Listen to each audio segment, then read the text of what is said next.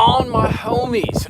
We're out on the lake. As you can see behind me, there are a lot of storms around. I don't know how long this thing's gonna last because I basically sat at the boat ramp for the past 30 or 40 minutes waiting for it to clear up. There's gonna be a little bit of wind, so I apologize in advance for any kind of audio junk that you're gonna get into. But we are kind of doing part 2 of an installment here where we do a little bit of offshore fishing. The fish seem to bite a little later in the afternoon. Maybe it's the storms or the wind that kind of makes things volatile and kind of gets things rolling. What's going on, homies? But like I said, I apologize for the wind. It's just something that we're going to have to deal with. But we are going to start fishing a pile. So here's kind of the interesting context. I'll lay it out for you guys. I'm sure some people ask a few questions a little bit later. Right now, we're sitting on a brush pile. I might be able to show it to you on my active target in a little bit. But what I'm going to try to do, about 150 yards behind me, we're going to fish this pile. But last night, I was out here and basically at like 6 o'clock or so, it was kind of like a weird timing thing. All of a sudden, this school of fish showed up. They weren't super big. They were like up to like 3 pounds, but it was right behind me here. So my hope is, because I can't run around and run the boat on pad with you guys, you know, on the little pedestal in the back of the boat with me. So we're going to fish this stuff that's right in front of us. And then I'm hoping after maybe 30, 40 minutes or so, we can kind of drift on back and maybe set up on some of those fish that schooled up. I don't know if they're going to school up and act in the same manner that they did. Usually summer's pretty consistent. However, fishing is fishing, as we all know. So let me do a quick audio check. Can you guys hear me? Let's get a shout out. What's going on, guys? Yes, it is the balls. Yes, you won't see my balls, but we will do balls. Yeah, it's storming. Actually, so it's funny, Smallwater Charters, go check out his channel. He does a lot of headwater stuff in Lake Okeechobee. The storm that was right over you guys in Okeechobee is smacking the piss out of right there. However, it hasn't gotten to me, so I'm hoping it's going to break up and not hit us, because right now the wind's blowing out of this direction. You can see in front of me there's a little cell kind of right over there, but most of it's pretty clear. But like I said, the wind's gonna be a little annoying. But in any case, though, we are going to start doing some fishing. If you guys got any questions, kind of moving forward, because of the setup that I have, I'm gonna be up at the front of the boat. You're gonna be watching me, but I will come back every like 10 minutes or so and kind of join up with you guys, address any kind of issues in that. And as usual, this is a grassroots channel. If you got, I know a lot of you guys are already subscribed and you're great supporters of the channel, but if you aren't, or if you got a buddy who has not experienced the balls before, make sure to tell them to subscribe in that. All right, so we are going to bunk up here. You guys did say my audio is cool. We are good to go. Yes, no, maybe so, hopefully. Hey, hello from north of the border up in Canada. I heard you can't fish up there, at least for the most part, which kind of sucks. So all right, cool, guys, we are going to start doing some fishing. I will be back out to hang out with you in about 5 or 10 minutes, but I'm going to try to catch me a bass. I think my first selection, fish have been kind of weird. The first bait I'm going to pick up is I'm going to go and grab a drop shot, and I kind of want to figure out where some of the structure's set up and drag through, see if we get a few little nibbles, and then we'll kind of adjust from there. But a drop shot is a great way to kind of test out like a structure without blowing it out. If I pick up some of these bigger baits, oftentimes I'll throw those. I might get 1 or 2 bites, but then they don't bite anymore. So it's kind of a tricky little process. But let's get set up and we're going to do some live fishing.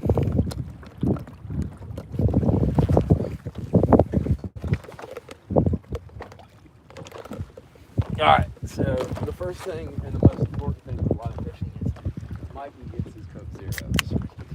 Oh.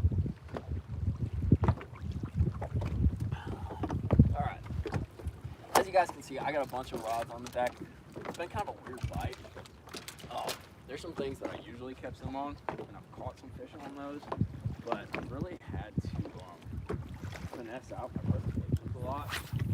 And it's kind of weird because usually you go smaller, and I'm catching a lot of smaller fish, but I'm still catching like a big every once in a while. And usually you catch a lot of rats when you downside, but it almost seems like these fish are they're just not responding to the bigger baits. I don't know if it's the pressure or what, but I got sorry, I'm burping over this, is embarrassing me, but I got a little drop shot with a 1/4 ounce weight, braid to 8-pound fluorocarbon leader, and just a little robo worm. So I'm gonna kind of drag it there's one structure right in front of me, and I think there's another one a little to the right.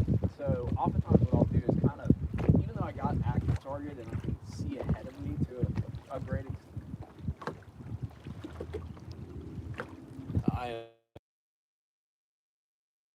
audio, guys, because my mic is dropping out. We might have to go to old school audio and just take the microphone off. But I use it to kind of identify what location where these fish are, and also kind of where the structure's set up. It's just a good way to kind of start out and get a feel for things.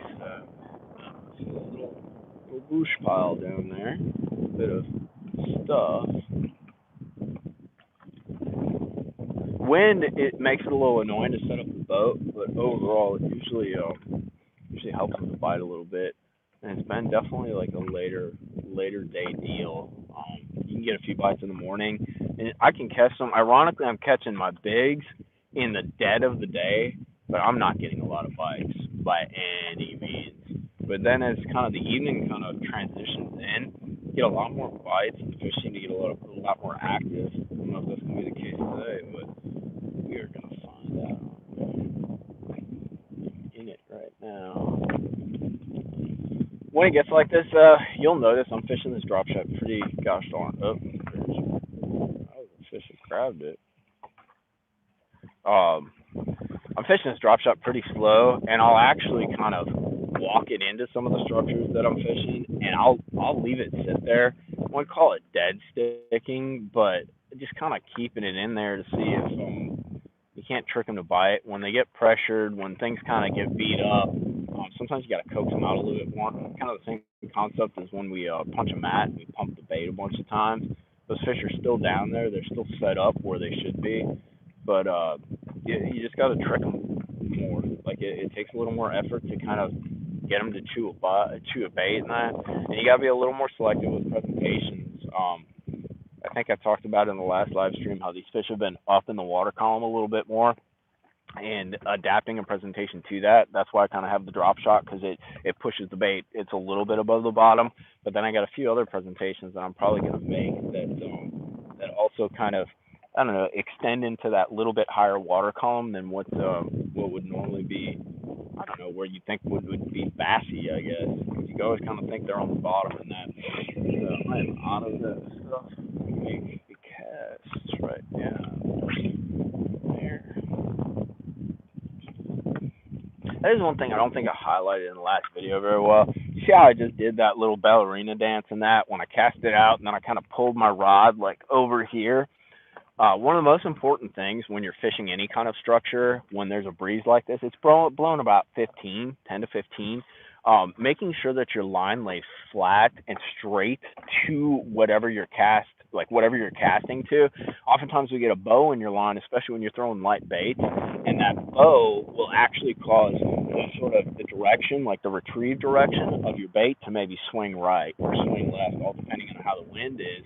And you can miss a target. A lot of these targets aren't very big, and you can really miss a target if you get like a bow in the line. Say you're fishing, some of these things are like 5x5. They're, maybe like the size of a deck of a boat. They're not very large, and between trying to hit it with a cast as well as bring the bait back through it in the correct manner, it can get a little tricky. So what I try to do is when I cast out, I'll actually use my rod tip right towards the end of the cast to make sure that line lays down on the water straight, and then I'll open my bail and let it sink to the bottom. But I kind of keep it slightly taut until I get that line lined up very straight. How many times can you say a line in the same freaking sentence here?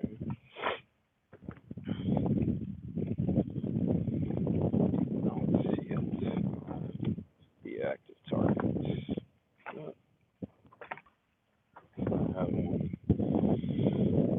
But we'll also talk about it kind of down the line. I got a drop shot video coming up that I'll walk through this. But you guys will probably also notice, if you guys are watching any of the MLF stuff or any of that, a lot of these guys are drop shotting like this.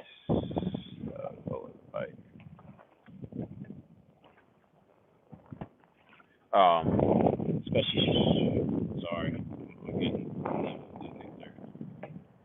brim, but I'm like in it. So I just opened my bail just to make sure that it'd be really cool to catch like an 8-pound trout. That'd be freaking stupid. What? Oh my god, I'm like all up in it. It feels really funky, and a lot of the bigs, they don't really tap the bait. They just kind of hold on to it. It felt like something was kind of coming into my deal. Oh, the juice. Oh, that might. Okay, that's a big dude. I knew he was. That's a really big one. Oh god. Alright, so I got the drop shot. Now I'm gonna play with my drag a whole bunch. That was the ugliest hook set in the world. We got like a 7-pounder on, dude. Oh dear. Let's not screw this up on live, right? Like, I got a net for once too. I got my little Ranger net. You guys are gonna have to excuse me for a second because I gotta make sure this fish doesn't go under the boat. He just held on to it. I'm literally behind you guys right now. Oh god. Alright, I gotta take my time. Sorry. This is just the way it's gonna be for right now. Because this fish caught the current and it's scooching around and I can't do a thing and I do not want to lose this fish. It's like 7.5 pounds.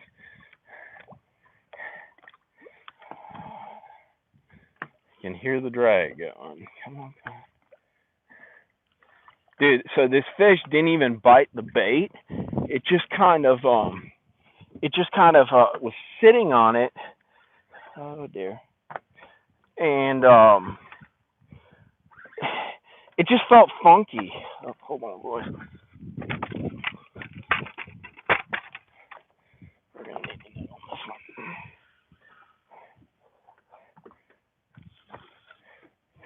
Stay out of the trolling motor, dude.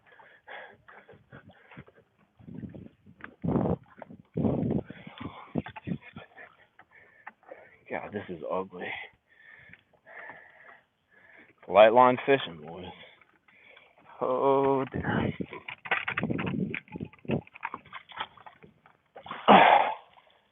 Got him. We got him. Holy shit, that scared me, dude. Wait till you see how freaking fat this thing is, dude. Let me show you how. So I got her right through the nose right there with the thing, with the hook.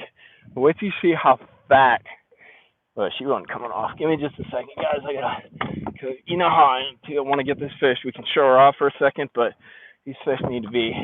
Okay, look how fat that thing is, though, dude. Look at is that not the coolest deal? That's probably like a 6-pounder. I thought she was bigger based on how fat she was, but I want to get her released really quick. So we're gonna turn this thing down right here, and we will get her released because this is the most important part, right?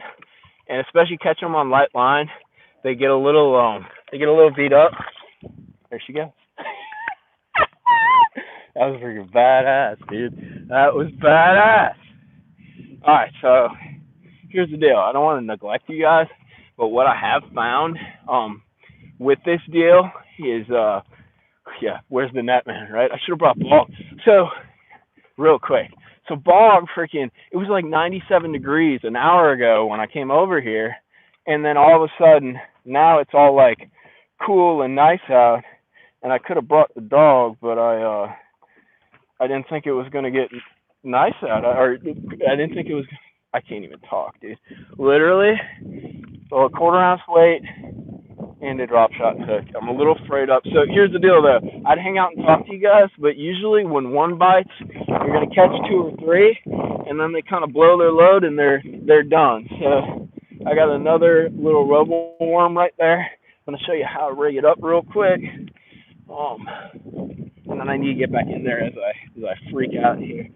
So there's the hook. Boom, just like that. I'm gonna bring it out just like a Texas rig. I think this is a 1/0 or a 2/0 hook. And you use that little stopper right there. And hook it up. And there we go. There's our magic rig. But I'm gonna get back out there. Always remember to always remember too after you catch a big one like that, your drag is super light, and you don't want to be the victim of drag missing a fish, because if the next one bites and it's bigger, it's your own damn fault.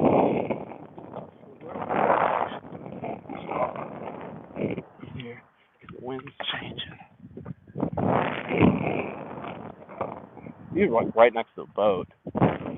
Wind's sweeping around though. So that sinks down. Was that not cool, guys? Like daps on that. That was pretty badass. That was freaking cool. But you notice kind of that hook set was pretty weak. Not weak, but it was pretty like I don't know what's going on. So just cut them onto him. Oh yeah, I was pretty fired up, dude.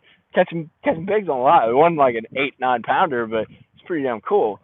But what happened is I went through. I'm gonna get up here and fish, and I'll tell you guys exactly. Oh, there she is. I must have made the right cast. That one's not nearly as big. Yeah, that's a little rat, dude.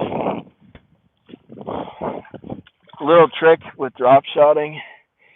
Always land the fish next to the boat, because what ends up happening is you don't go and tangle up your drop shot rig. Still a little guy. Get her back there and get back out. What ended up happening though, Jesus, I managed to get all tangled up anyways with the wind. What ended up happening though is I was dragging through that cover. I'm just gonna waste the worm because I want to get back in there. I was dragging through that cover, and I felt like I was still in the cover, and in fact I wasn't. I had come through it, but it kind of just, it doesn't feel like a bite. It almost feels like a hold, almost like you're stuck on something. So I'm not the best at picking up bites, and that's why I like throwing a spinning rod, because you got kind of a little bit of leeway, because there's quite a bit of tip to play with, especially on this rod that I use, this KS2. But at one point, that fish must have moved, and in a way that didn't feel like cover, and that indicated to me that that was a bass fish and not me hung on a tree kind of deal. You know? That was kind of cool. We're gonna get back in there and get a couple more bites. But that's what happened. So you guys are gonna see a video. I caught one. I'm not gonna tell you how big, but a double digit. And when you watch the video, I had this camera in the back going, and when you watch the video, literally that's exactly what happened. Like I didn't know it at the time, but when I went and edited the video, I'm like looking at it. I'm like, I never felt that fish bite. Like I was just pulling through the stuff, and then all of a sudden it was kind of like locked down. I couldn't move it. I couldn't come through it. Like you kind of start to sense like the difference between say like a brush pile and a fish. But you set the hook when you feel that weight. It's almost like you describe like the old timers describe like jig bites and that. And that's exactly what happened there. That fish was just locked down on it. And at one point I got started to the game, and thankfully I hooked him. That thing was fat. That was like a 4.5, 5 pounder like length, but it had such a freaking fat belly on it. That thing was like 6 and change. That's pretty cool. I like when that happens.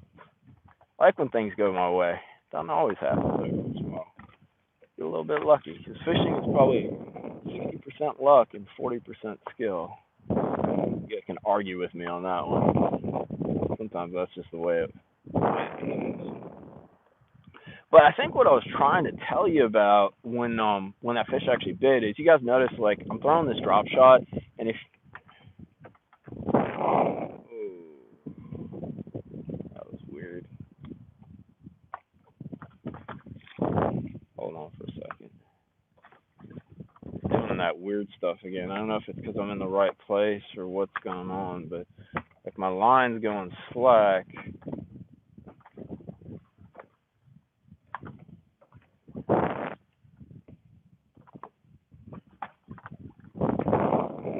Weird, dude.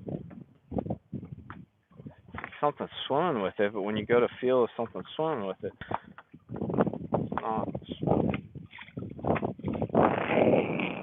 Wind up like crap because the wind's changing.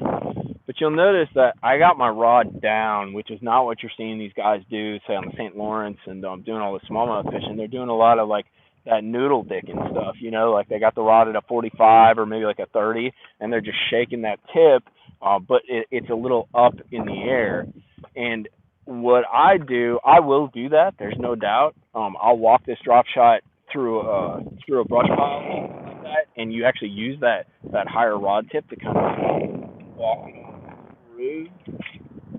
And however, when I'm trying to locate something, say, I'm lined up on what I think is the direction that it's in, I got my active target going. In this context, the active target ain't doing much for me because the wind has sort of spun us around. So I don't know. I know about where it is because I'm pretty familiar with how my boat lines up and how my graph lines up with where I'm at GPS wise. But keeping the rod tip low like this gives me a little bit better bottom contact, especially on windy days. It keeps the bait lower. It also slows me down a little. I'm not like lifting the bait and moving it too quick.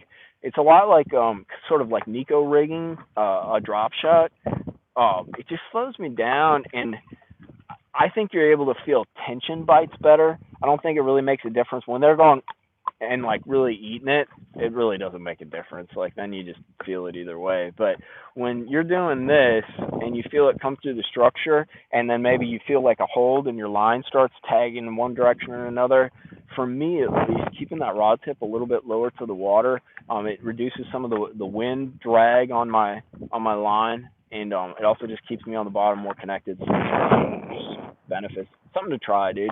Because different angles, dragging stuff. If you guys ever dragged a jig, you'll notice sometimes they bite it when you're going like that. Sometimes they'll bite it when you're up, or if you're fishing with your buddy and he's kind of popping the jig versus you dragging the jig like on the side. Sometimes one of you gets more bites than the other, and it's just how that presentation works that day and how those. You got to kind of play with it. It's amazing how much of a difference it makes. This wind is flipping around 180 degrees in the boat because literally how we set up casting this way into the wind is this way. I hope that means we're not going to. Who knows, dude?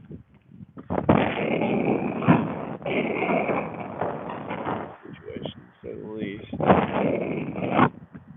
But it's probably better for the audio for you guys, so I'll keep trying to fish sideways even though it really sucks. Hang out with you guys. Let's see if I can hit this thing. It's changed quite a bit. Right. I think that's it. Hard to tell. Wish the wind would lay down, dude. I don't mind when it's blowing a little bit, but it kind of blows out the microphone, and I don't know, little evening fishes would be nice. Just with, like a 5 to 8 instead of a 10 to 15. Plus, I know that storm might show up on us at this rate. After this cast, though, I'm gonna come back and hang out with you guys, have a little sip of and we'll kind of commiserate. And then I think what I'm gonna do is I'm gonna shift the boat around. It's a lot easier to line up the active target as well as just the spot lock. It's a little guy. Wow, bro, we went from catching a 6-pounder to a freaking nursery rhyme fish, dude. Wow. Hashtag epic. Here, let me Roland Martin this. Son! Let me get her back.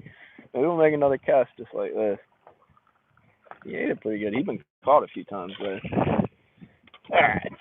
Let me make one more cast before I come back by you guys, because the one thing, normally you hear guys say, like, it's all rats or it's all little ones or whatever. Well, in this context, even though we caught that big one right away, and that's usually like sort of the textbook Al Lindler kind of approach, he keeps big ones first. I'm not so convinced on that because I think there's a bunch of fish down there, and you just kind of fire them up a little bit, and you really don't know, a 6-pounder that bites or a 6-inch, dude. So you got to kind of weed through them a little, I guess you'd call it. So let me make this cast. I'll come back and hang out with you guys, and then we're going to shift this boat around a little bit. Really hoping my school shows up. It's a really cool bite, dude. Super suspended. Actually, like located them using the active target. I didn't even scan them. It was a really neat find. But let's see if we can catch one more big. I'd love to catch an 8-pounder alive. I don't think it's gonna happen, but it would be damn cool. Or maybe it will. Oh, like no hook set. Grabbed it on the way down. I think that's another little guy. Yeah, we're not moving the boat. You guys are gonna have to wait because I got my line, even though it's not a very good one, and these are kind of like little guys. I got my line pretty tight, and I know the cast that I need to make. So yeah, hashtag Bassmaster, bro. This all untangled here. What I need to do too is sometimes it's important to swap out baits. Just give them a little different look. Obviously they're biting. Obviously they're there.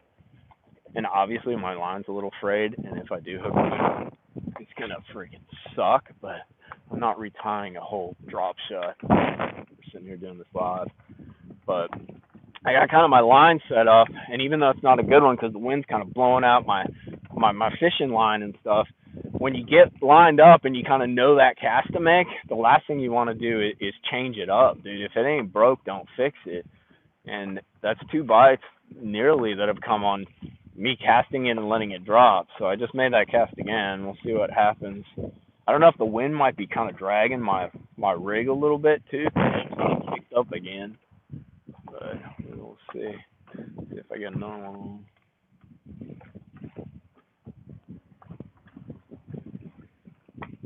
Something's happening there. You notice too, I'm not shaking this thing a whole bunch either. I'm just dragging it, dude. I'm almost treating it kind of like a worm. It is a worm, but normally, like, you know, if you watch the YouTubes, it sure looks like you're supposed to sit there and go, but that is not always the case. This wind is freaking howling.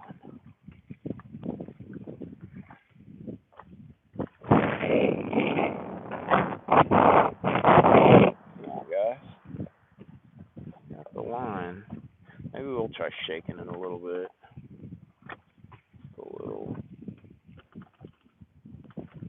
Might be more active than I think. So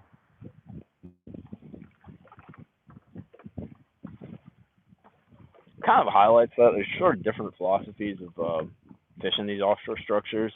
And one is dudes are like, make a cast, hit it 4 more times, and skedaddle. And that's actually true a lot of times. But one thing that's slightly different is I almost think it's better once you locate it, like where your cast is going to be. Once you locate it, make a cast and freaking take the time it takes to make 5 casts to drag your article of offering back. Oh dear. How is it? Hold on. So I'm stuck on the pile. I open my bail because I'm hoping the bait's gonna fall back down. Because it felt really weird. Yeah, it was definitely in a pile, but it falls back a little that way, and then I can kind of readjust. And if it, oh, it's a fish, and I come right over it, and she ate it. Not a big one again. It's a little guy, but like I said, I got my line set up.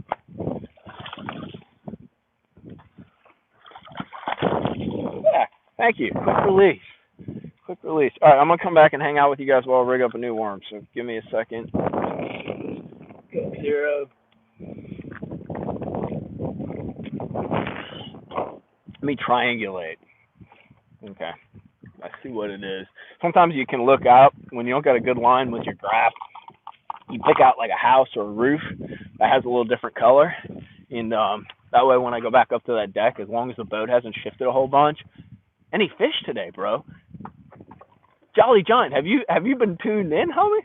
I think we caught like 4 or 5 or something, but we caught like about a 6-pounder right off the bat, dude, which I did not expect, which was pretty damn cool. So, but yeah, so like I'll identify. This is a crappy line, so I kind of identified like there's a boathouse over there, way the hell out there, but it has a roof that's a certain color. So I'm gonna come back and make that same catch. So all right, what do we got here? What's going on fishing with Big Nate? Hey man, Ken, I really appreciate that, dude. Been a big fan. It's an old school channel, dude. It'll never be big time, but I have a hell of a fun time making stuff and doing this. Shoot, Anthony, I missed your question, bud.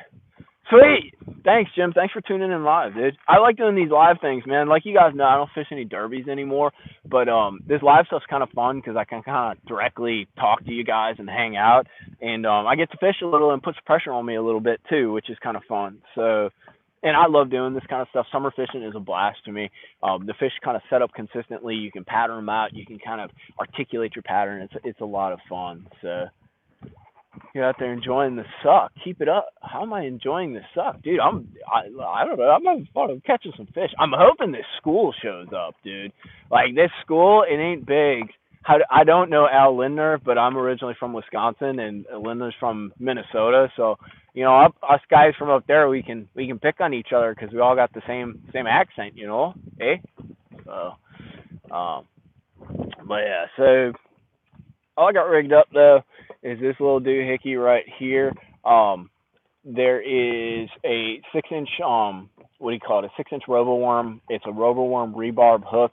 I got a 1/4 ounce weight on there. I have like 2 colors of roboworms. I might have 3 actually. Waiting to hear the pending rain. Yeah, the rain is freaking 8-pound test. It's 8-pound test on this leader, and then I have I think 14-pound. I think it's Daiwa like X4, like the braid. It's cheap, but so I got it off Tackle Warehouse. But it's a 1/4 ounce. So it's West Coast drop shot weight. Super simple setup. But what I was saying with the robo worms, this is Aaron's Magic. It's got all the best that you need. It's got green, it's got brown, it's got a little blue in it. And really, I catch them wherever I go on that color. I do have some pink ones for smallmouth fishing as well as what do you call it, spotted bass fishing. So I'll play around with some pink. Every once in a while, they make this one worm that's got like tiger stripes on it. I'm in like 18 feet of water. Yeah, I'm in 18 feet of water.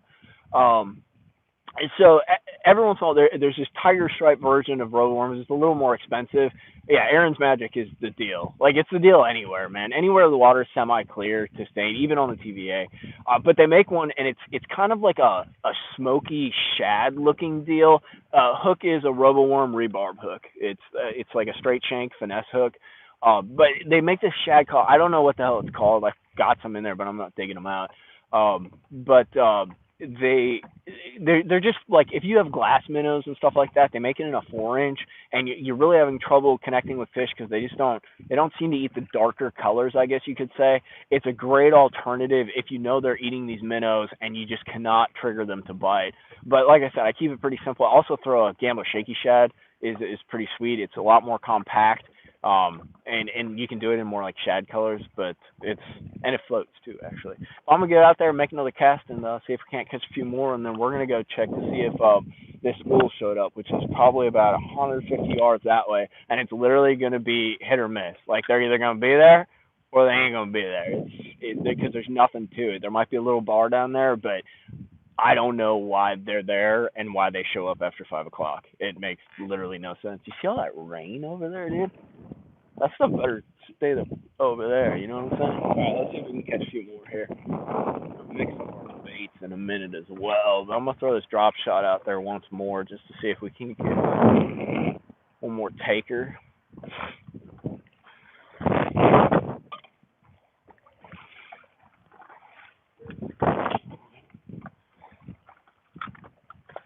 And then you guys know the deal too. I mentioned it a million times in the videos, but I got that braid is that fluorescent stuff. It's like fluorescent green. I think I have orange on one rod, but just so it's bright. Even white stuff works really well because you can see it.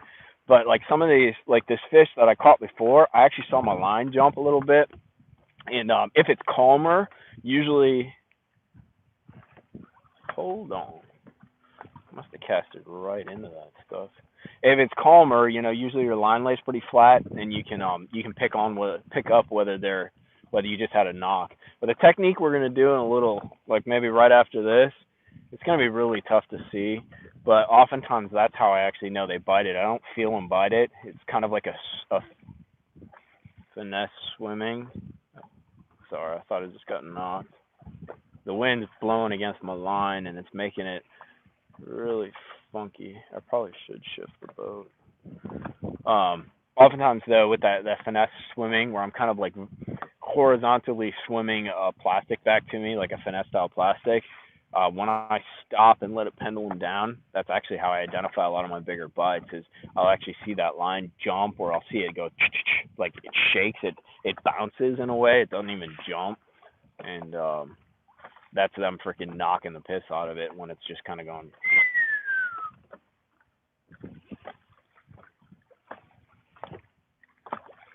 I'm all up in the juice right now at the worst freaking angle to ever exist in offshore structure fishing.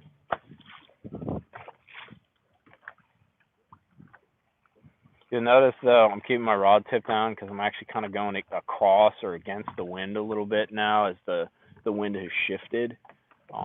So I really don't want that much of a bow in my line because that big one and most of the big ones that are biting, it's a tension, and if I have to reel up a whole bow of line to feel that they're there by that time, they're not as stupid as you think. They're like, hey, that feels kind of off. They talk like bogs. They're like, yes, I don't want to eat this anymore, and they spit it out, and you don't catch them because they're not like hard to catch, but they're weird to hook sometimes, I guess would be the best way to describe it. And especially when it's windy, it makes it a little more difficult to hook them up. You'll get the bite, but once you get that bite, if you don't capitalize on it, they're not going to bite again until tomorrow, the next day, or whatever, if you screw it up. So I'm trying not to screw stuff up too much today.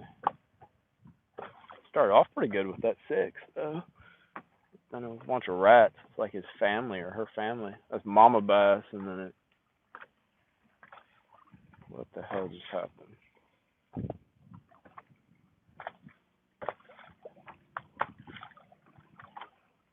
Dude, everything just went slack.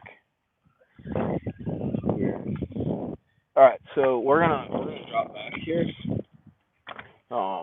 I'm gonna reset the boat because the wind has changed, and normally the way I like to set up on this stuff is I like to cast into the wind. It allows me to use my active target, as well as it just makes the boat control better, makes my cast easier, other than the fact that I'm casting into the wind. So we've kind of shifted around. So I'm literally just gonna use the wind and my trolley to kind of put us in reverse.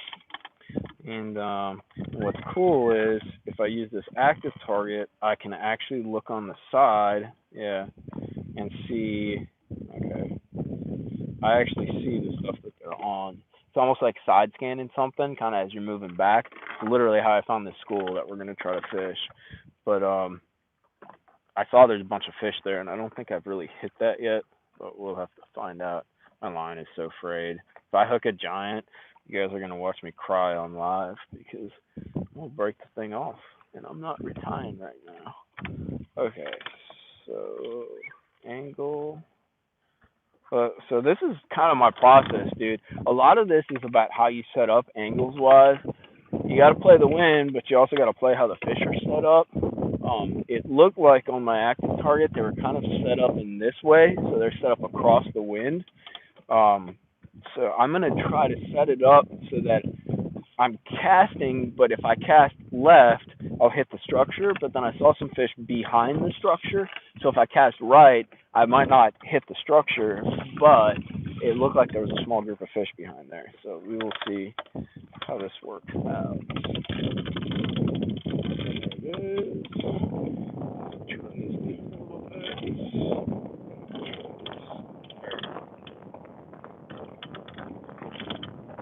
One of the biggest things I find with the active target is it really allows me to sort of range find what I'm trying to. We're good there. Cast real quick. A lot of times, the hardest part about fishing some of these structures after you don't want to idle them at first. So you're disoriented as to how they're set up. And the active target, it tells you, if there's some fish on there or some bait or something like that. but it allows me to actually know how far out I am, and I'm pretty good about estimating. Actually, this is a little tip for you guys. If you guys are ever really bored at home and you can't go fishing, um, one thing you can do if you're into this offshore stuff is get out a tape measure, like your long, like heavy duty tape measure, and put out like I'm talking like the 30, 40 foot ones, you know, like the expensive longer ones. Put out 30 foot and like look at where it is, and maybe flip your bait out there or put a marker out there and identify kind of, how would you put it, with your depth perspective, how far out is 30 foot, how far out is 40 foot. You know, like it's actually a lot closer than you would think it is. We're always out on this stuff, and like I'll take somebody out, you know, fishing brush piles for the first time, and they'll bomb it, dude. And like if you're fishing a school of fish that's really widespread out, that's totally fine because you might catch some fish scattered to the side or something. But if you're fishing some kind of structure, and that structure is like 25 feet in front of the boat, 30 feet in front of the boat, it's hugely inefficient, dude. So like sit there and bomb the bait because it's going to take you like a minute and a half to get the damn thing back to the structure to hit it. And 90% of the time, that's how you're going to catch your fish is when you make contact with that structure. So if you're sitting at home, identifying those lengths and getting comfortable with distances really helps you when you get on the water because you can be like, dude, I remember my tape measure would be right about out to there. That's 30 feet. That's 25 feet. And when I have my active target like this, it's telling me a range out that the structure is. So I can kind of use my brain and be like, all right, I remember about how 30 foot felt. So I can make like a 35-foot cast or a 40-foot cast. Or if they're 25 foot out, I can make a 30-foot cast. So I'm just past it. I'm not wasting a bunch of time dragging up to it. But I'm also not missing the structure. So it's just a little way to fish a little more efficiently when it comes to these structures. It also helps too. Much harder than fishing these structures is fishing suspended bass. And suspended bass, there's nothing that you're gonna bonk that's gonna freaking knock this drop. There's nothing that you're gonna bonk other than actually hooking the fish that's gonna tell you that you're in the right place. So if you start kind of getting the feel for how far out stuff is, it makes it a lot easier to fish suspended fish if you're using some kind of forward-facing sonar, because you're going to see them out there, and they're going to be 30 feet ahead of you or something like that. And if you cast 40 feet and keep on casting 40 feet, maybe reeling your bait too high or too quick, you're never going to have the bait in front of them, and maybe they bit, maybe they bite, maybe they won't, but you'll never know because you weren't putting the bait in the right place. And it's not easy to do, don't get me wrong. Suspended fish are some of the hardest fish freaking in the world to catch. All right, we're doing one more cast with this drofter shotter out there, because I'm seeing them all around this structure. They're kind of up and around, and then they're on the sides. They look pretty active, but I'm gonna mix it up and maybe throw like a little hell, I didn't even set that up. I want to throw a little net out there, something compact. Just hoping that storm stays away. I don't want to deal with that. I'll come back and hang out with you guys when I rig up the net. So just give me a minute. I'm going to drag this thing through here real quick. See if we can't get another bite dragging. Just nice and slow. I'll put a few more shakes in the bait here a little bit. In a way, the wind direction change was kind of nice because it allowed us to change the angle that we're actually throwing to this. And sometimes when you're dealing with a small structure, switching the angles can actually get more fish to bite. You'll kind of beat them up from like one direction, and they won't bite no more.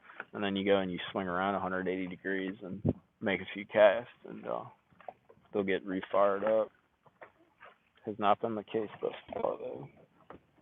I think my actual target's like right there, but we'll find out sooner rather than later.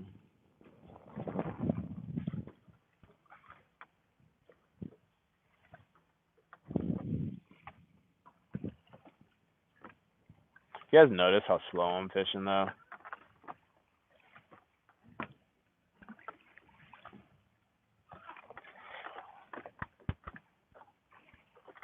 That's all up top.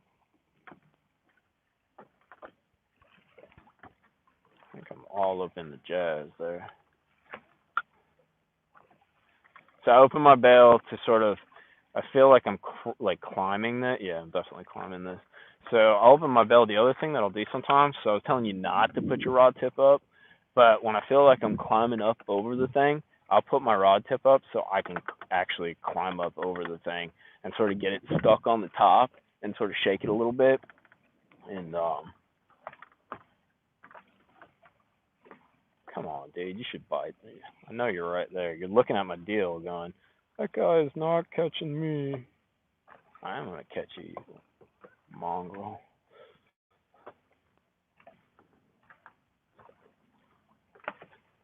I'm all up in that ace.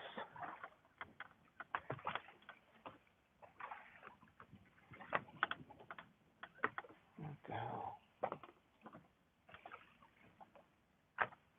Yeah, I gotta show them something different because that did not work out to my liking. I'm gonna make one more cast to the right here. I should have got bit when I did that. So right about there. So oftentimes I got my point one, which is basically like it's a straight arrow from the nose of the boat. You get kind of good after a while at making angles. So there's something off here, maybe at a 20-degree angle, kind of over. I don't know if that's right, but basically it's over, like a quarter pi over. You start learning how to make that cut, and that cut allows you to make that cast based on that angle. You don't always hit it, but the more you do it, the more you actually pick up on what the actual correct angle is. So I'm gonna make this cast. I'm gonna come back by you guys and rig up the old Nedster and see if we can't maybe catch a few swimming over the top, as well as maybe dragging around. It's not big, I don't think. I think it's another little guy. Now I gotta make this cast again, dude. Well, a pound and a half, 2-pounder.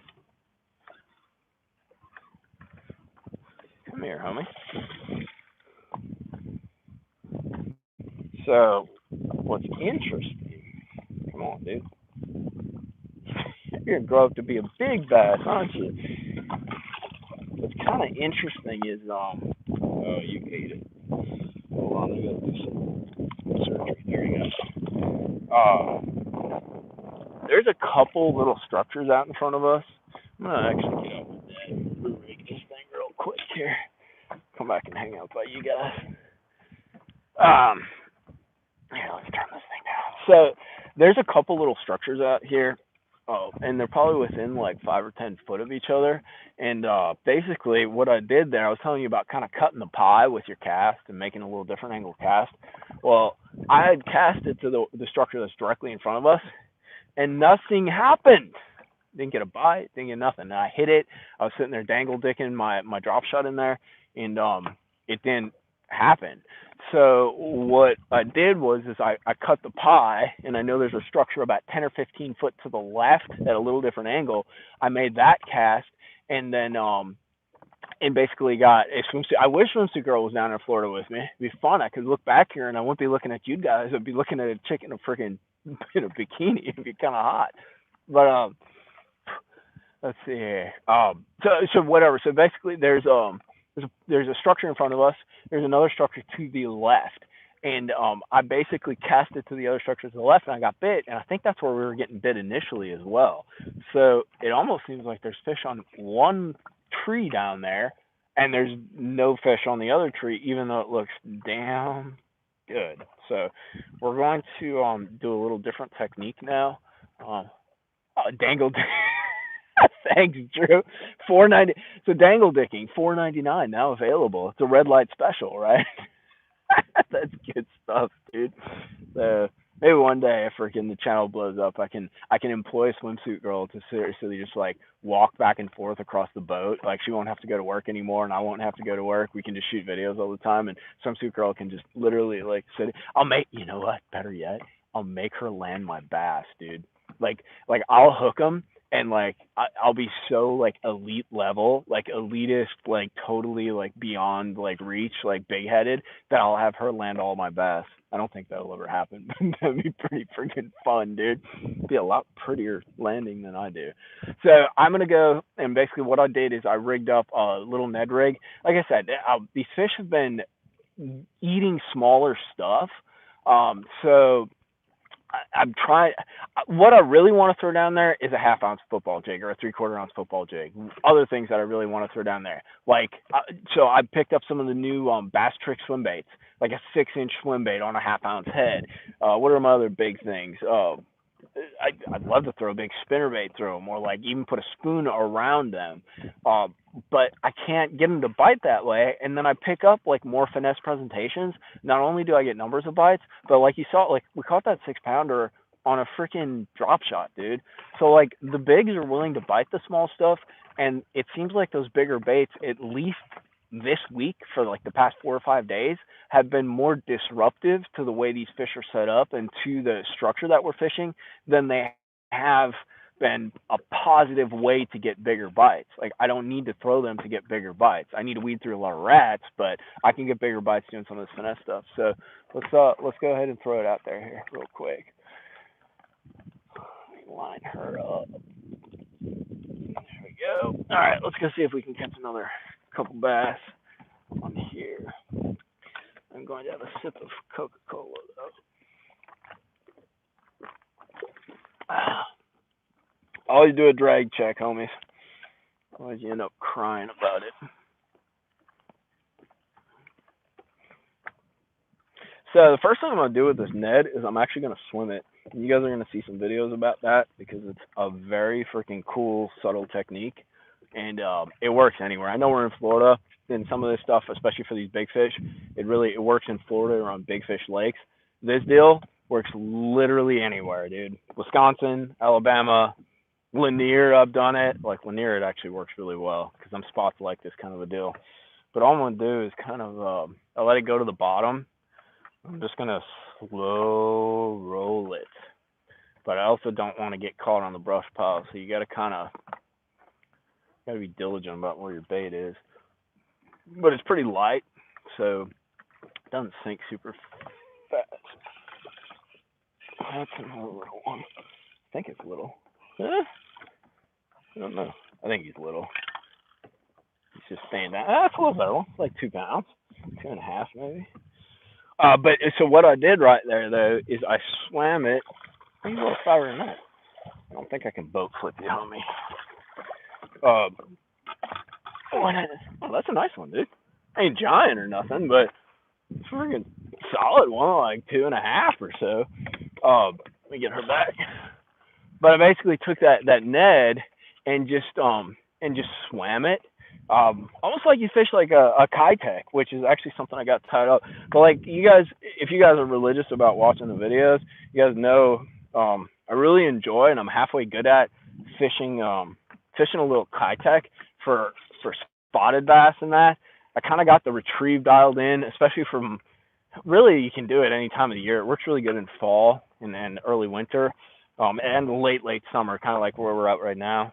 But I'm really fishing it a lot like you'd fish that Kitech, where you kind of just slow roll it and then you kind of pause and you sort of let it pendulum for a second. But see if we can get another. I was hoping that one was a little bigger than that.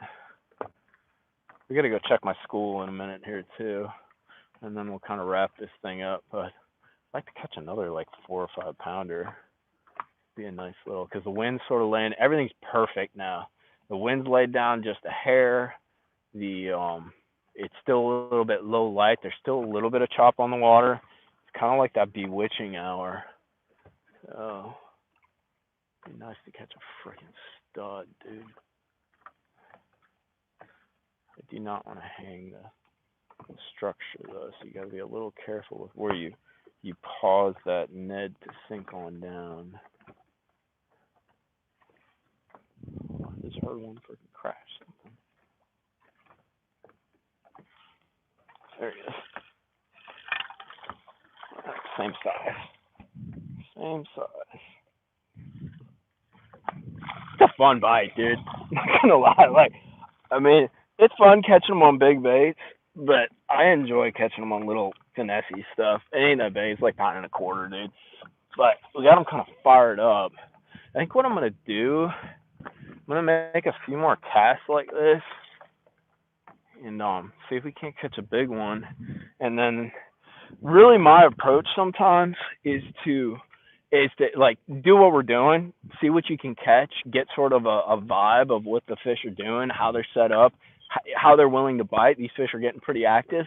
Maybe get them fired up because I think these fish are a little bit fired up, which is why we're getting some bites because I'm not pausing and kind of hanging out with you guys, which I'll do in a bit. But as I get towards a point where I'm like, there might be one big fish left in that structure, but the only way I'm going to get it, oh, shit, he smoked the piss out of it, dude.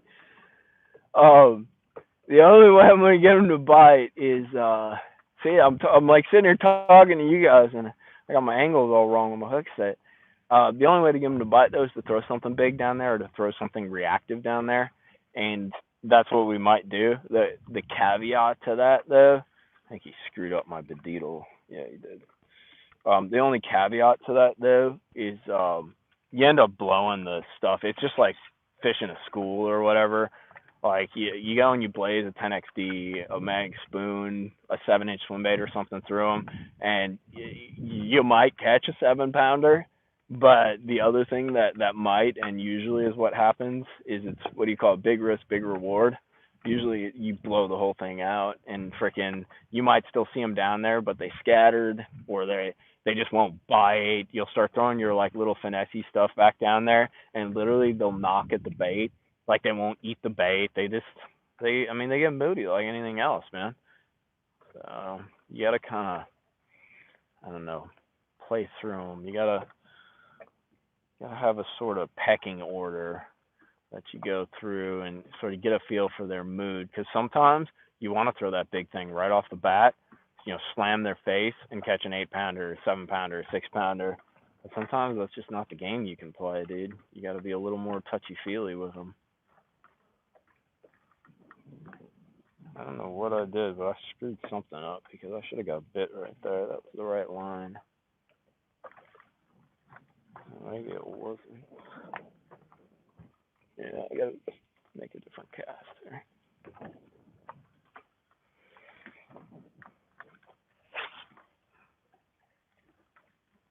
I hope that doesn't hang in there. That might be a crap cast, dude. Craptastic cast. Let's hope not, because I don't really want to tie a bunch of knots, because I'm not going to like that. So all I'm doing is throwing it out, letting it go to the bottom. And I have a 610, it's a KS2 Elite. It's the same thing I throw that Kitech on. And it's a little, I think this is a Daiwa BG. Same setup as the drop shot, dude. And I'll just start slow reeling. I don't know if you guys can see my hands. Like it's about that speed. And I'm just kind of slow rolling it. And then every once in a while, I'll just stop. I'm not opening the bail or anything like that. I just kind of stop for a second and let that bait settle a little bit. It's really freaking tricky to do it when it's, but shit, I'm on the bottom. You gotta be real careful because you don't want to drop it into the brush pile and hang. You kind of want to just be around. You're literally trying to catch fish that are either over the structure or like kind of off to the side. But if you time your pauses wrong, you end up just dropping the bait right into the freaking mess, dude, and you end up hanging, and sometimes it screws it up. Sometimes it doesn't do anything to it. It's really kind of variable. The hell, though, that should have been a bite. Stuff, maybe I did get bit. Things all slid down here. Try a little different angle here.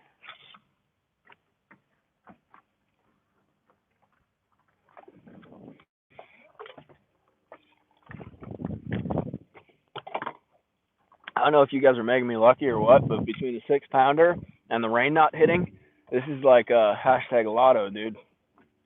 Because I thought we were going to get stormed out. We wouldn't be able to do the live stream. And I also kind of thought it might be a dink fest, which is kind of turning into that a little bit. But I think we do have a shot at catching another big if I can execute. But you never do know. It's fishing, right? Something just knocked my deal. Come on, you little rutabagas.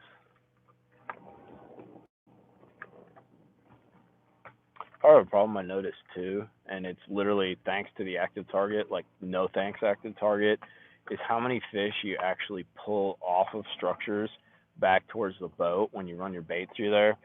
So fishing to me is a lot about statistics, and when I run my bait through and I don't get bit, and I pull 4 or 5 fish off the structure, and I see them literally come over to the boat on the active target, I know that it's going to take like 2 casts for those fish to actually move back to where at least I think they should be.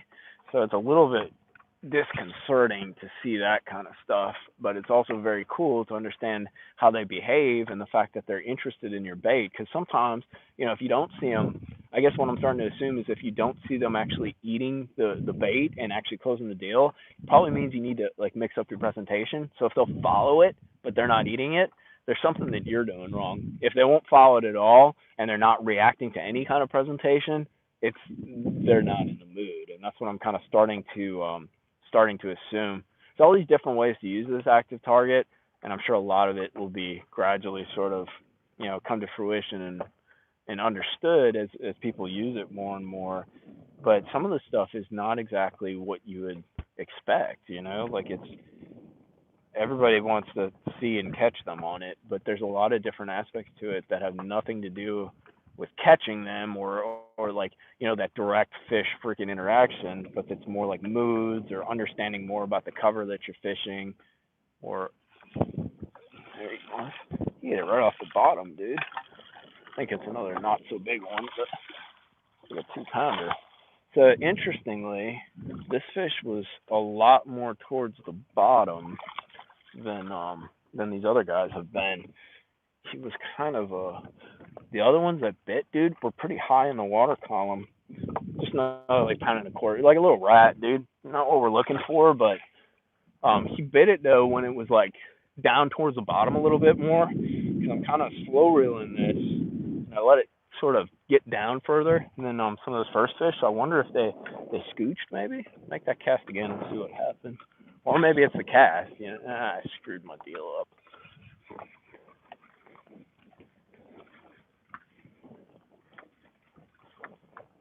Yeah, I need a new deal. All right, I'm gonna come back here. We're gonna change up our baits. Let me grab this and I'll rig it up while I'm talking to you guys. But maybe they need a little different presentation, so we're gonna put a fat ace on the back, show them something different. You guys getting the gist of kind of what we're doing there? It's pretty fun. There's definitely some nuance to it, but the general demeanor is hit the stuff, go around the stuff, and see if you freaking catch them, and if you don't, then move on in X amount of time. So what I'm gonna do, I got that little Nichols net. It's the JT Kenny one. I was using a Demiki Stinger. Now I'm going to take a Gambler Fat Ace that I cut down right around the worm sack right there. I'm gonna slide that joker on, and there's a little pin on these that's a keeper. It's kind of a crappy keeper, perfectly honest. # real fishing. But if you push right on top of it, it pegs the bait just a little bit better. They end up sliding down. The reason though that I'm using this deal instead of say like the power net or something like that, fish are biting like super light, like it's very much like a tick, and I think this hook is smaller than what's on the power net. The brush guard's smaller as well, so I will hang up on the brush, but I feel like I close the deal on more bites. If the bigger ones were biting more consistently and they were biting harder, I'd probably go up to that power net, because then I could tick some of these piles and tick some of these structures more aggressively, because that brush guard on there is thicker, so I wouldn't have to worry about hanging up in that. But in this context, with the way they're biting and with the way the small ones are biting as well, I want a little more compact presentation. So, Fido Beto. So, John, me and Fido Beto do a trip every year. I think it's January now that we're doing it. So it'll probably be when I come back down to Florida in January. Me and Fido Beto will go out and screw around. I'm hoping. Let's see. When I'm fishing offshore, how do you narrow down where to fish? It changes, obviously.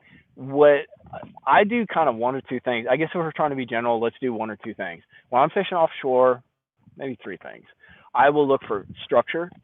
In this context, structure can be hard bottom, some kind of obstruction, like a tree, a boat, sunken boats.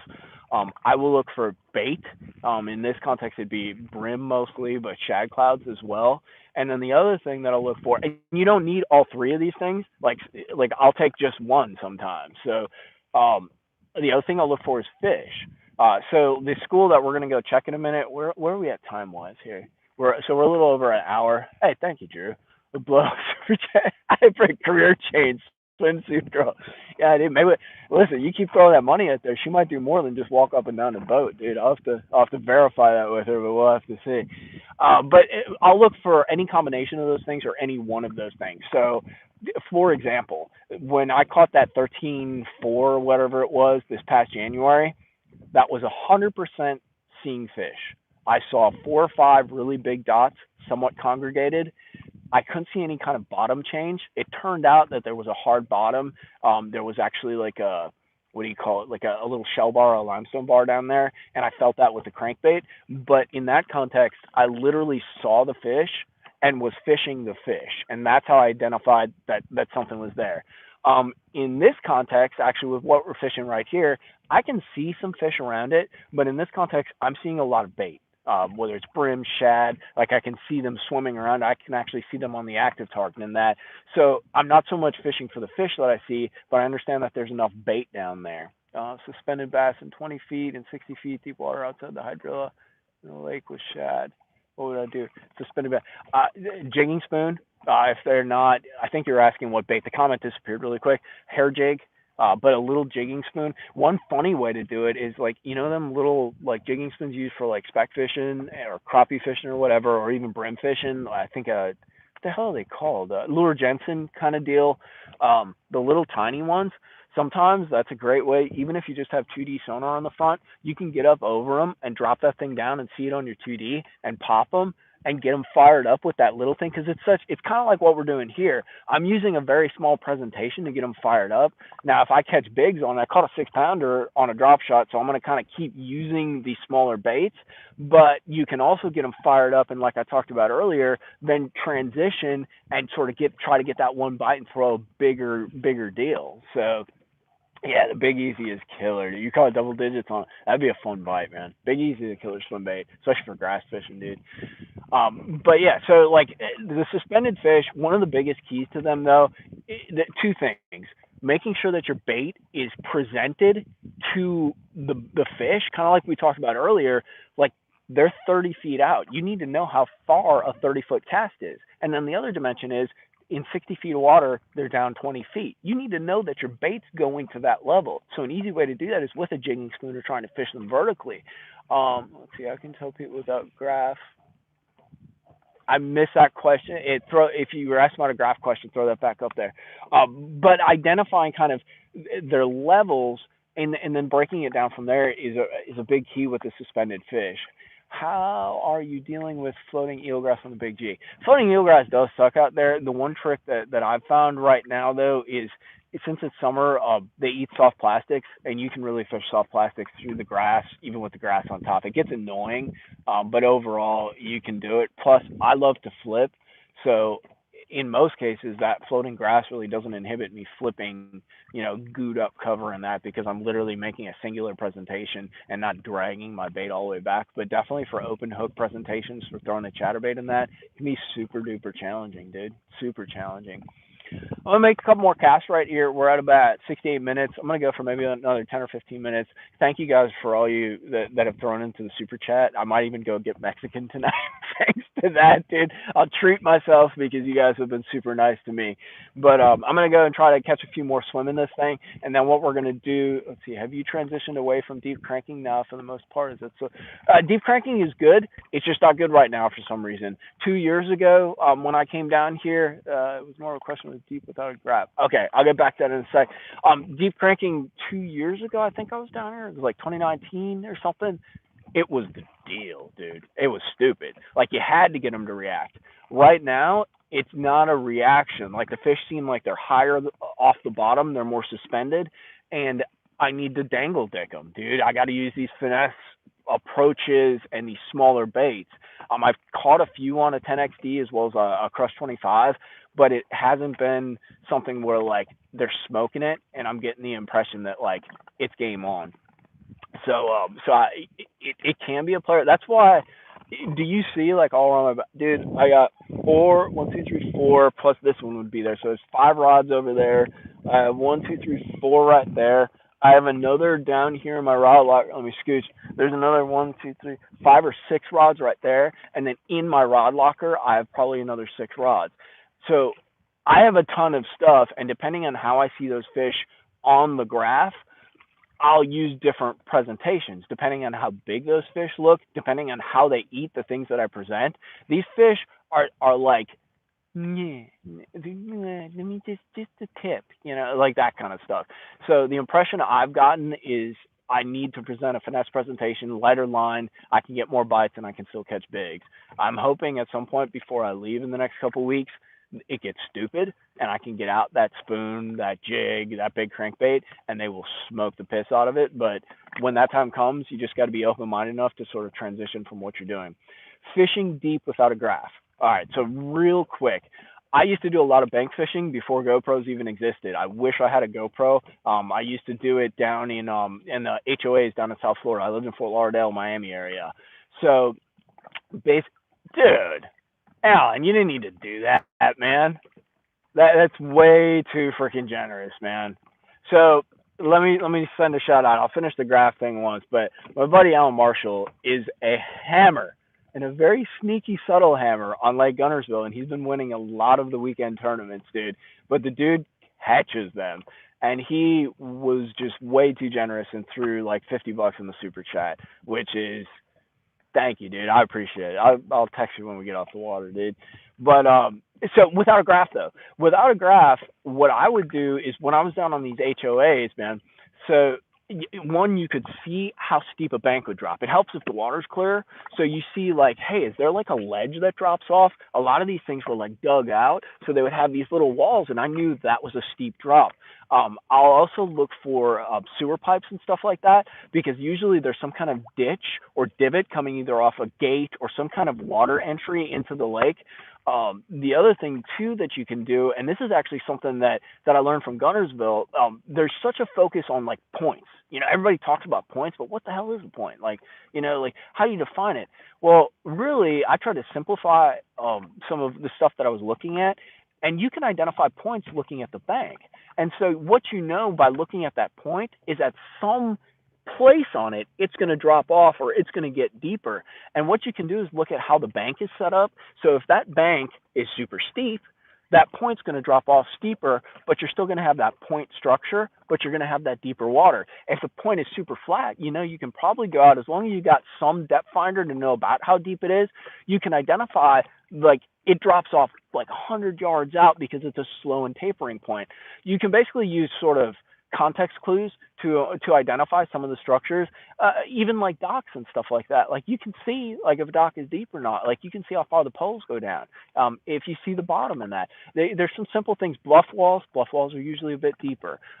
There's some things like that. Your best bet though, even if you get some like cheap $150 graph to put on, it will literally unlock so much. You don't need all these. I love my crazy graphs. Don't get me wrong, and I kind of do need them with the stuff that I do because I've gotten really detail oriented with it. But in reality, if I had a John boat and that's all I had and I needed some kind of graph, as long as I got some kind of down scan or 2D, you can identify deep structures. It takes longer, it takes more commitment, it takes a lot more blood, sweat, and tears, but it is doable. Don't be intimidated by not having a great graph or anything like that. This stuff, and I've said it a million times, when I used to find a lot of these structures and catch mondos, I did it with a 5-inch. That's probably almost smaller than this phone that I'm shooting this on. A 5-inch freaking Lowrance graph, dude. And it had down scan, no side scan. And I would idle lines back and forth, back and forth. And it was grueling, but it was doable. And you know what? I think I appreciated what I got afterwards a lot more because of it. And I knew how to use my expensive gear that I have now a lot more thoroughly because I was stuck staring at one beam going down and having to idle every inch. But I'm going to make a couple more casts of this stuff right here, and we'll see if we can get it. I'm really hoping the School of Fish set up because if that's the case, we're going to have like a 2-hour live stream. But let me make a few casts here and see what happens. I'm sure they're like totally not fired up now, and I'm going to have to re-freaking do it, but whatever. come on, bass fish. You gotta stimulate them with some verbal acknowledgement, right? It's like a chick. It's like, yeah, I really do care about you. I'd love for you to do this with me. Thanks. And then they bite.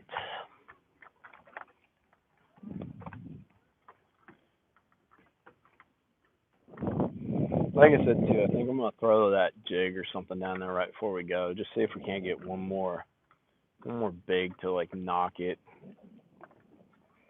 What I need to do is turn this active target towards it.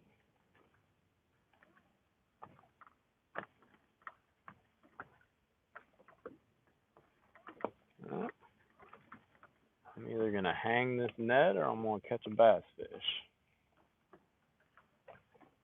Probably hang the net. I think these guys have gotten smart to my trickery here.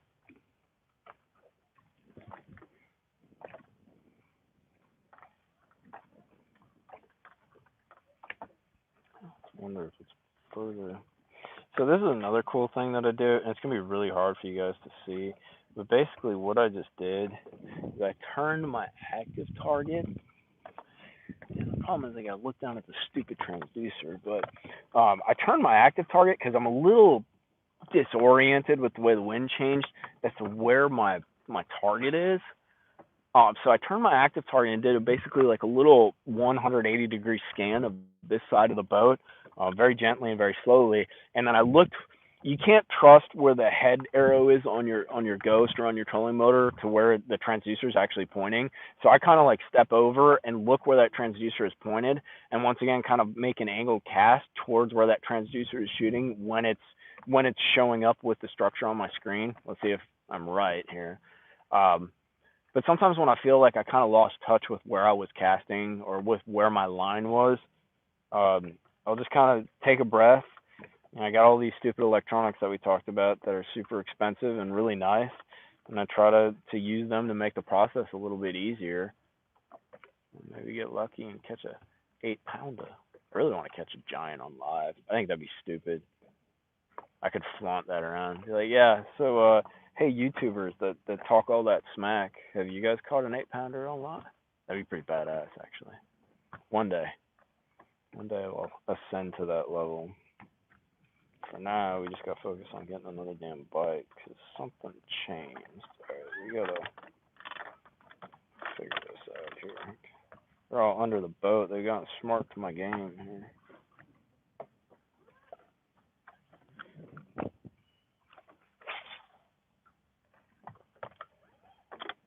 I don't know if that's gonna be it. That should have been it right there.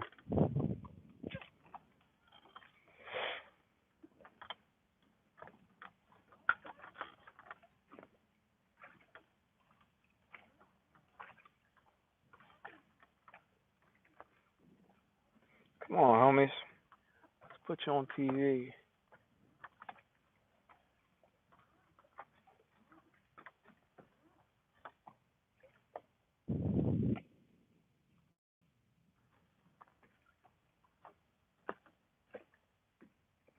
Shit. Yeah, let it hit the bottom, and I think I'm somehow missing this angle. There's something I'm doing wrong here because I'm not ticking the way I was. After a while, you kind of just get a feel for like how things, like kind of when you're lined up correctly, and when you're off. And I can tell I'm off, even though I'm seeing like chatter on the graph. I can tell there's actually fish literally right below us. So I'm gonna open my bail and let that deal go to the bottom. And there's like one big one right down there that just swam under the boat. Let's see if I can catch that joker. I don't think I can, but he's big if he does bite it. He's a big old white mark, dude. Like a big one. Or maybe not. No, he's off. My bait ain't even on. He was right down there though. That was kind of cool. Come on, man. You got to show up. I said you were big, and you sure as hell look big. You didn't turn out very big. You can do better, bro. That's not #big. Not hashtag big. It is kind of interesting because it does go to show we sort of pulled these guys off the pile, and now they're showing up under the boat, around the boat, and thus making, at least in my opinion, our chances for catching them right on that structure a little more daunting. There's still more down, but I'm gonna try to make one more. I think I kind of figured out a line. Yeah, that might be the line. So I'm gonna try to make one more cast. I'm gonna pick up a jig. I'm gonna drag it through. This is gonna be like a 2-hour live stream, so I hope you guys are thoroughly entertained. But like I said, I like doing it. So if you don't like it, you can check out. But if you do like it, make sure to hit that thumbs up button. But then I'll talk to you guys as I'm kind of trawling on over to that other spot. We'll see if that school's set up, and see if we can't jack on their faces if they are for a minute, and then we'll wrap this thing up because the evening is going to come quickly. And Bog is probably sitting at the house starving, going, "I want dinner, and you didn't take me fishing. Take a Bog fishing." Just make a shirt like that.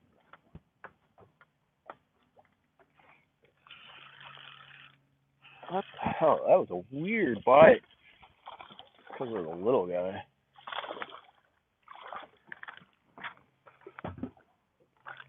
Whoa, whoa, whoa. We're not doing a hook in the hand on live. We're doing an 8-pounder, but no hook in the hand. I'm telling you, them little ones, dude, I swear to you, they're more dangerous than the big ones. Go back to your home.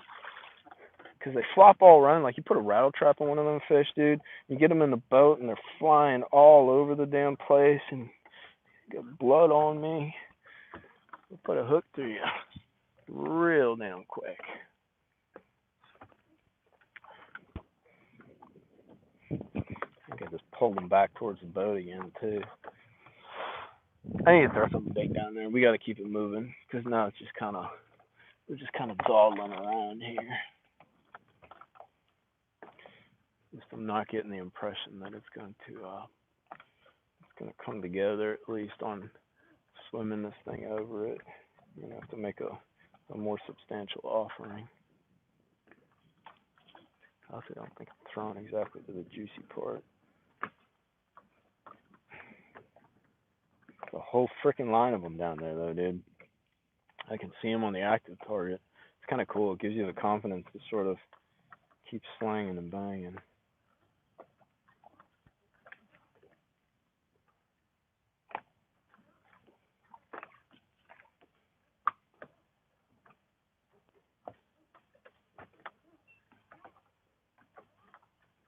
Damn it, he freaking knocked it and didn't eat it. Yeah, they're not in the freaking mood. Or he was on there the whole time. Dude, I found the freaking rookery right here. Oh! Quick release. Alright, we gotta throw something bigger down there. We'll grab a jig or something. Cause this is kind of, it's getting old.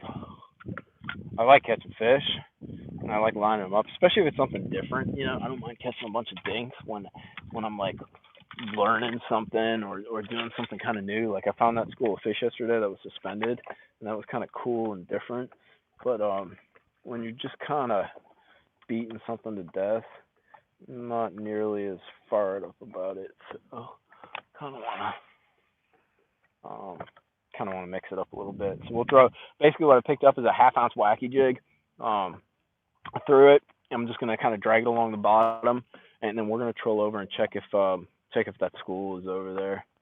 Sure looks like fish are stacking up though, so I wonder if them fish went and stacked up. Once again though, kind of like we talked about earlier in the video, even though these fish are kind of suspended, I kind of drag my jig along the side like this, just until I feel some kind of contact with the cover in that, and it just gives me it's just a little easier to keep it on the bottom, to be perfectly honest. And in this context, the structure is actually going to push the bait off the bottom because you're going to crawl up it. So even though those fish are, God, dude, they're a hell of a lot of bass down there. I'm going to have to throw like a little bigger swim bait or something through there because there's a lot of them down there. They all shifted over to the pile that sucked. So I was catching them right here. Now they've all showed up over here. Like they moved over, unless they're just all skedaddling away. because they're afraid of my presentation.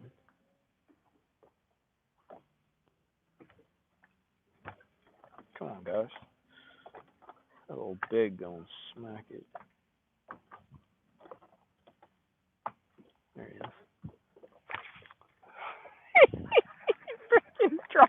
That was the hook set from hell.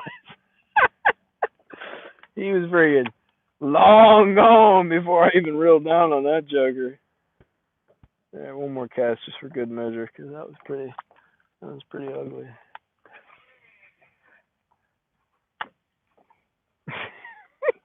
That fish went, and I thought she was still there when I reeled down, and when I set the hook, the rod just kind of, it went all which directions. They're down there, though. I almost wonder if I should pick up a 6XD and freaking grind it through there. I'll probably end up losing it, but I wonder if it'd be a good way to catch like a big. Yeah.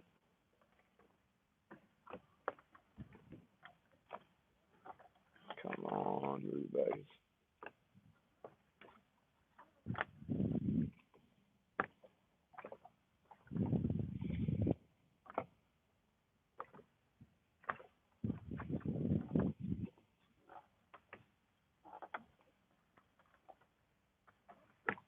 So the reason I just put my rod up like that is I'm actually like in the structure and I'm trying to sort of stay in it for a second and then gradually come over it. And I'm pretty sure I just come over it.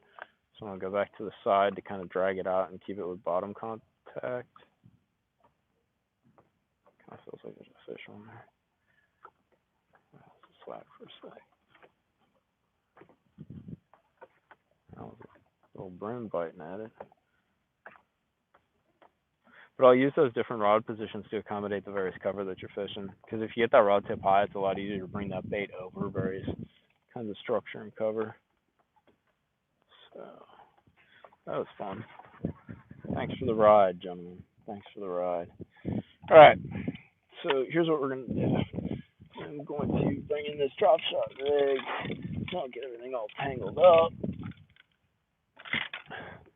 And as I troll over, I'm going to grab the camera and hang out with you guys here because I'm going to have to go and troll us over and line up this other set of fish. So hold up, guys. I'm going to grab you guys and unplug this deal. So you guys got my full almost attention here. As long as I don't drop this phone in, I'm going to look at where my school is, and we're going to go see if that school of fish shows up. So I got to thank you again, Alan. Like, you really didn't need to do that, dude. It's freaking crazy.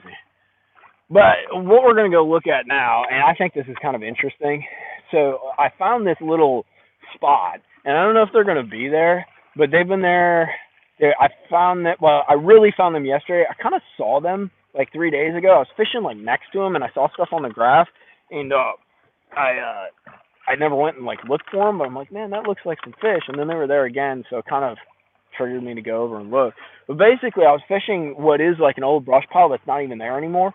And I was panning around with my active target, and I saw like dots lined up, and I'm like, hell, dude, that's hold on, I'm off point here. I'm like, that really looks like bass. Like that looks how they should be set up.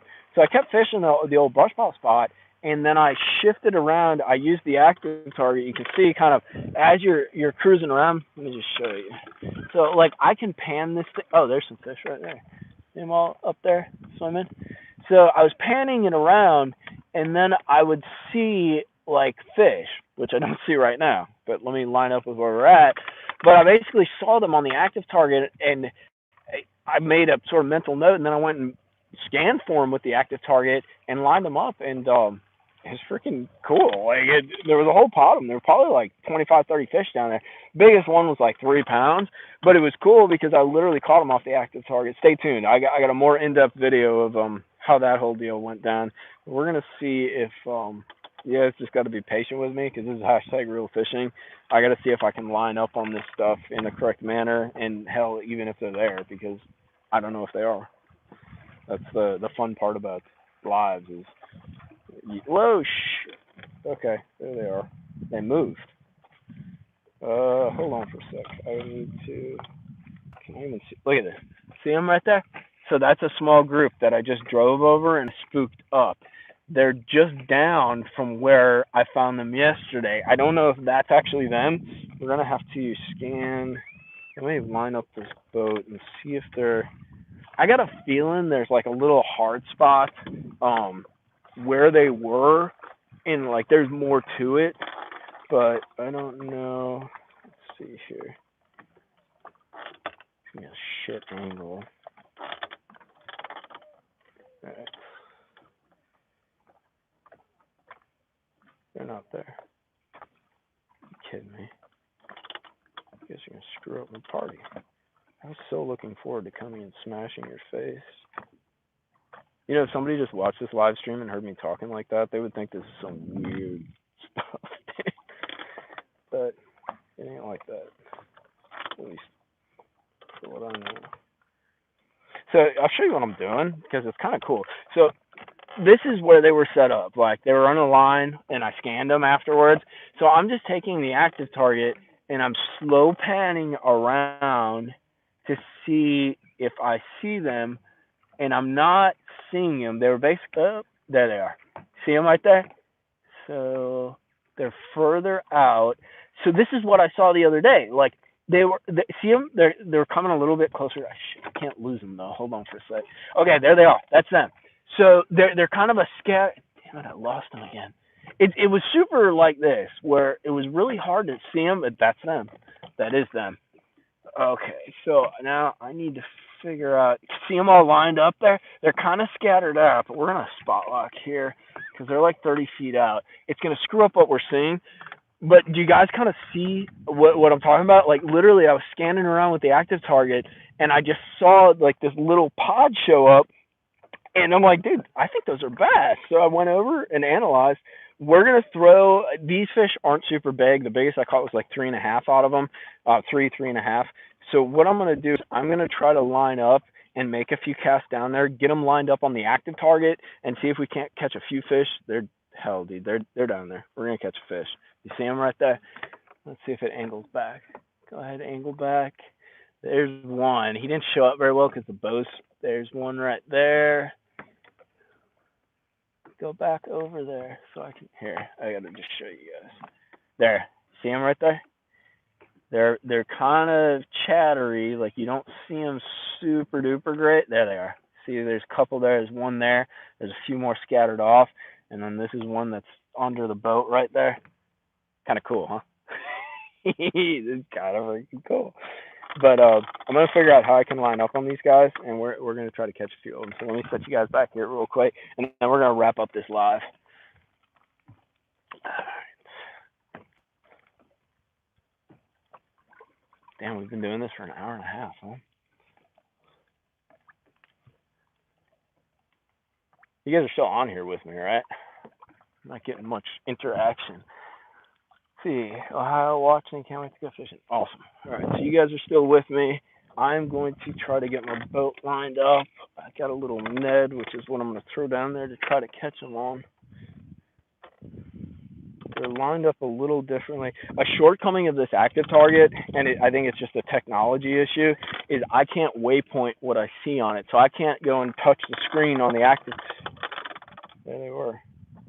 I can't touch the screen on the active target and identify where they're at. I need to actually simply just fish for them, and then kind of gradually, we're coming right up on them. Gradually kind of move the boat up on them, and then just make a waypoint on my traditional graph kind of deal, or on the traditional map. They almost look like they've moved back.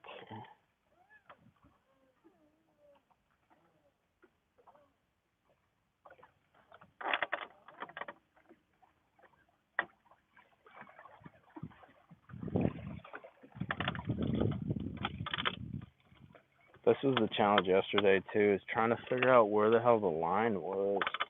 Because usually when these fish kind of school up like this, they get in like a somewhat defined like line, whether that line is 20 feet long and they're super tight, or whether that line is 100 feet long, but they're spread out like every 5, 6, 7 feet. That's one of the hard parts about identifying it. This is a very loose pot of fish, and they're kind of suspended around, and they don't move a whole bunch, I don't think, once I get them lined up. But getting them lined up it's been very, very tricky. But I think I got them here. They're over from where they were. They definitely moved. Not very much, but they definitely moved. Alright, that should be my cast right there to 30 feet. So I use my range basically, so I feel like they're about 30 feet ahead of the boat. So all I'm going to do is sling out that Ned. In this case, I'm not actually fishing it up high. I'm just going to fish it on the bottom because these fish are lined up on the bottom. And I see them on the graph and on the active target. So I'm literally going to just shake my Ned ever so gently to try to get them to bite. Because they are on the bottom, so I can keep it on the bottom. I don't have to target them in a suspended manner. Is that a bass? It felt like one. But we might have to adjust spots. We'll give this like 5 or 10 minutes, and then we're going to wrap up this live stream if it doesn't work out. I just thought it'd be kind of a fun little, cool, like last-minute deal. Sun's setting. It's kind of nice outside. I like being out here. Oh, son of a... They're down there. Just very hard to see with the way the wind direction is right now.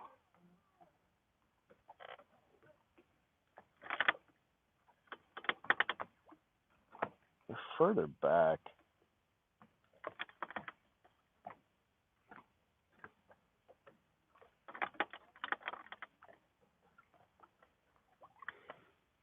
That's the thing, this active target is very cool, but it'll also drive you freaking nuts, dude. Because you see them down there and you're like, I can catch them. I see you jokers. I'm going to catch you jokers. There's one under the boat right now. Alright, I think I should be able to catch one on this cast because I kind of see them right about there. That's my line.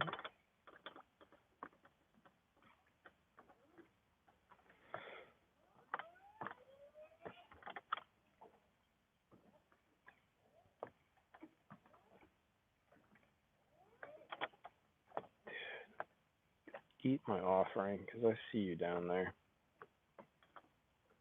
They're right under the damn boat. Should almost... There he is.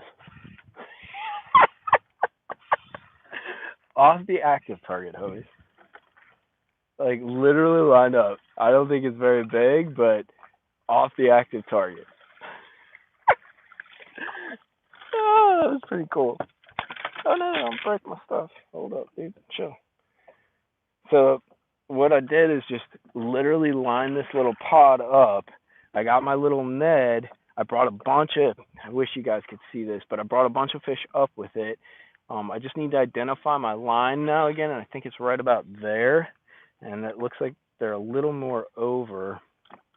What I almost should do is just drop, you know what?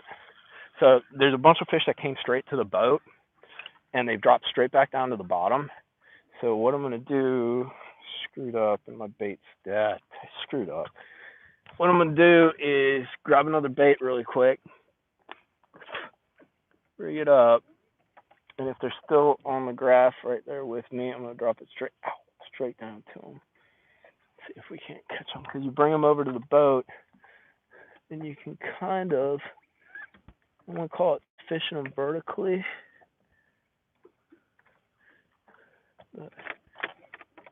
But I'm literally catching these fish off the active target.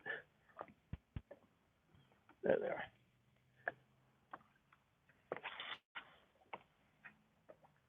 Right there. You got to make your lines. It's really tricky to sort of identify your angles, but it's freaking fun, dude. We're gonna wrap this thing up in a minute, though. I just want to see if I can catch one more, because I think I got them lined up. It's like right here. They moved over a little bit, and the wind's sort of screwing with me, and I can't spot lock and have the active target pointed at them at the same time. But I definitely got a good look at them right there. But I think they're moving sort of back and forth in maybe like a 20 to 30 foot sort of spread right here. Yep, there he was. Isn't that cool? So literally, oh shit, that was actually a freaking 2.5, 3 pounder. All right, came straight out of the damn water. Let's get right back over there. Let's set the hook like a boy. So freaking doodle. Now once again, I probably screwed up and brought a bunch of those jokers with me, with the bait on up, but I made another cast right at that same angle. He ate it kind of as it was falling down, which usually means there's a lot more there because they kind of snatch the bait and take it away unless they're super suspended. See if we got one on there.